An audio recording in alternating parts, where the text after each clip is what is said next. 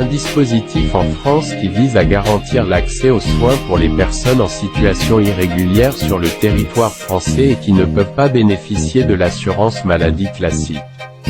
L'AME permet à ces personnes de bénéficier d'une prise en charge médicale. Voici quelques points clés sur le fonctionnement de l'aide médicale d'État.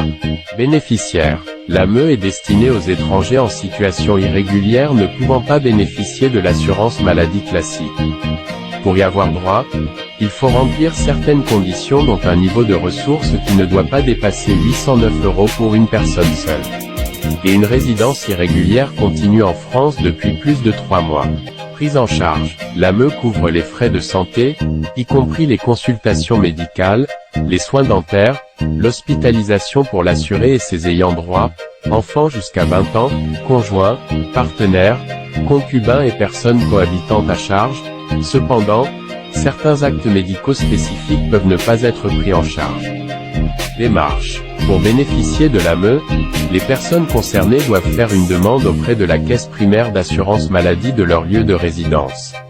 La demande est examinée, et si elle est acceptée, la personne reçoit une attestation lui permettant d'accéder aux soins.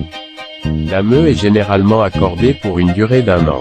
Elle peut être renouvelée en fonction de la situation de la personne. La demande doit être effectuée avant l'expiration du délai d'1 année. Financement. Le financement de l'AME provient du budget de l'État. Il s'agit d'un dispositif qui vise à garantir l'accès aux soins pour des personnes en situation précaire sur le territoire français. 466 000 bénéficiaires fin novembre 2023 pour un budget de 1,212 milliard d'euros en 2023. Il est important de noter que le dispositif de l'AME peut évoluer, et les conditions d'attribution peuvent être sujettes à des modifications.